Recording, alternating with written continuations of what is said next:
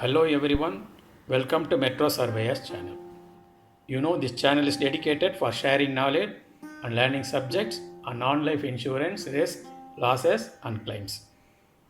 Now in this part 4, I explain about insurance contract with reference to non-life insurance in a simple way so that new entrants to insurance, students, trainees, junior surveyors, loss assessors, junior level insurance employees, insured employees and insured public who are dealing and looking after insurance can easily understand the subject and benefit themselves. Now let's go to the subject. Essential requirements for an insurance contract. Insurance is a contract between two parties, the insurer and the insured. To enable the insurance contract legally valid, binding, and effective, these six requirements are necessary. 1. Capacity and insurable interest. 2. Legality. 3. No misrepresentation. 4. Offer and acceptance. 5. Consideration. 6. Agreement between the parties. Now we shall understand about these six essential requirements one by one. The first requirement for an insurance contract is capacity and insurable interest. Every person who attain major as per law and who is of sound mind and not disqualified by law is treated as competent to the contract. Thus, minors and insane persons are not holding legal capacity and so they cannot be a party to the insurance contract.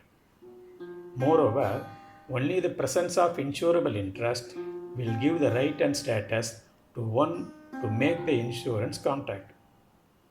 If you are a owner of the property or a landlord, tenant, mortgagee, mortgagor, purchaser, creditor or trustee or so, you are capable and competent party to become an insured in the contract of insurance. However, to the extent of your pecuniary interest in the subject matter. Similarly, on insurer side, only companies permitted and regulated by the law and the governing body IRDA are eligible to do the business by observing the provisions of the act governing them. The second requirement for an insurance contract is legality. The object and subject matter of insurance contract must be legal. It should not have been forbidden by law. It should not be fraudulent or contrary to any law. It should not involve any injury or damage to any person or property.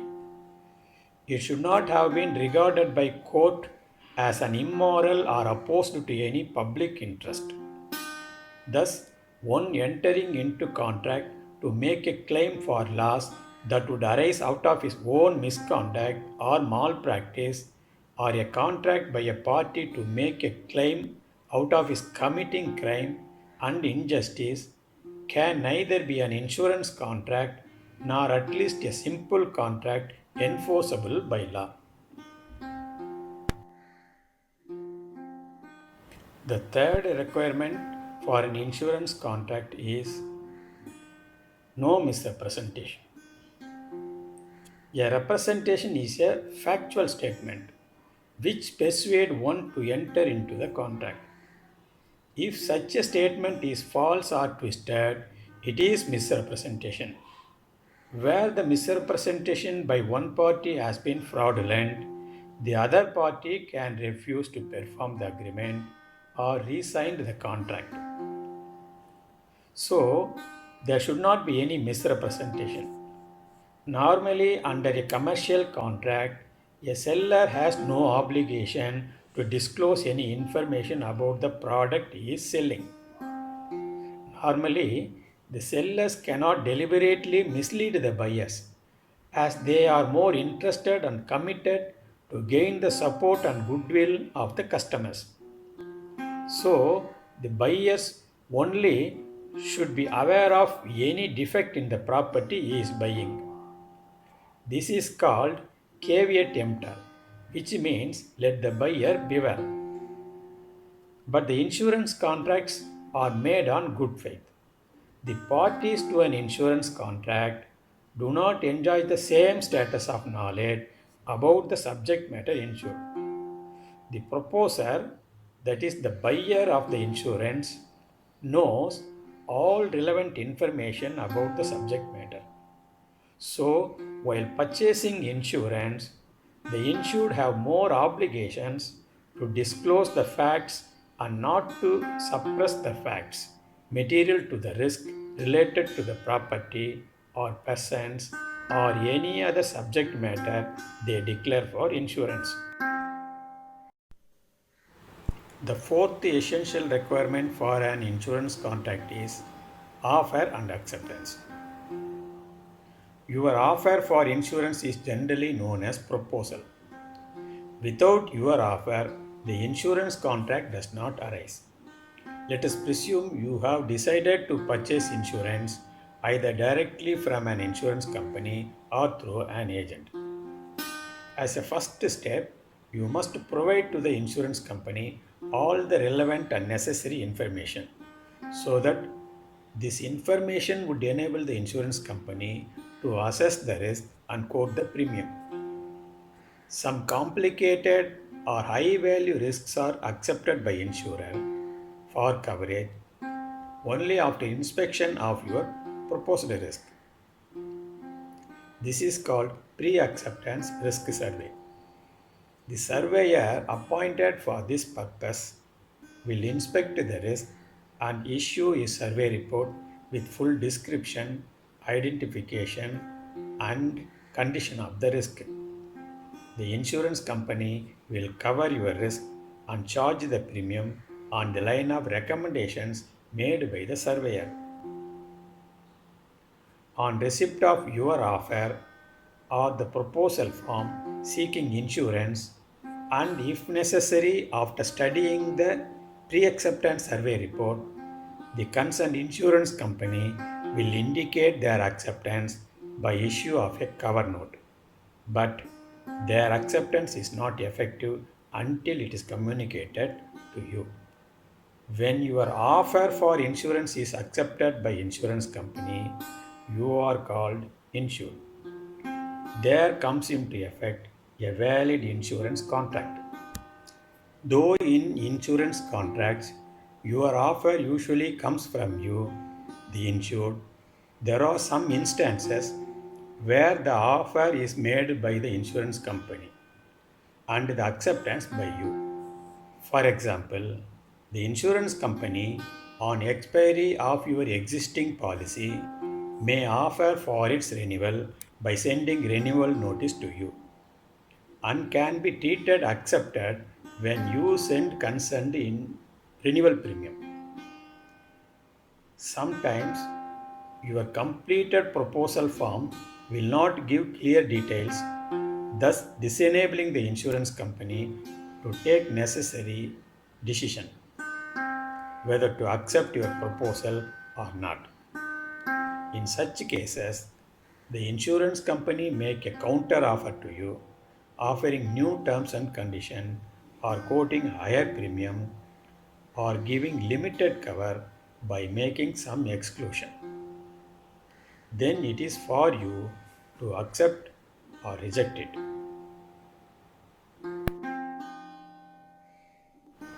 The fifth essential requirement for an insurance contract is consideration. After offer and acceptance, consideration takes place. Consideration consists of certain benefits accruing to one party and some loss or responsibility undertaken by the other party. In insurance contracts, premium is the consideration moving from you to the insurance company, whereas the responsibility to make good the loss is consideration moving from the insurance company to you. The sixth essential requirement for an insurance contract is agreement between the two parties. there should be consensus ad item between you and the insurance company.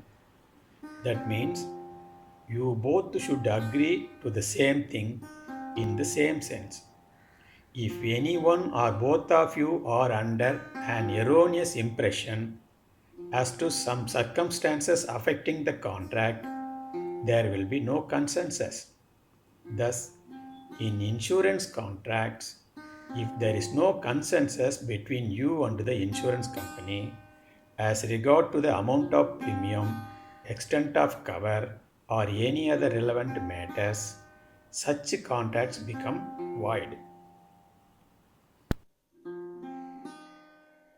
Thus, to make the insurance contract valid, you must possess capacity and insurable interest first.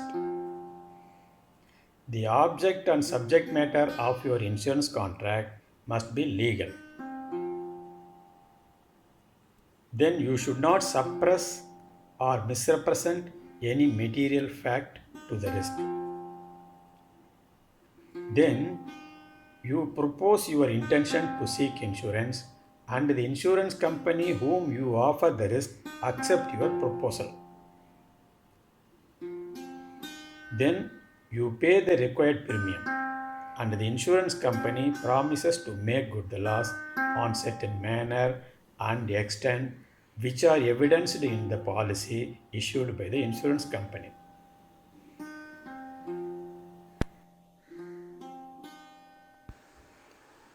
Thank you for watching. We will meet on some other topic. Till then, bye.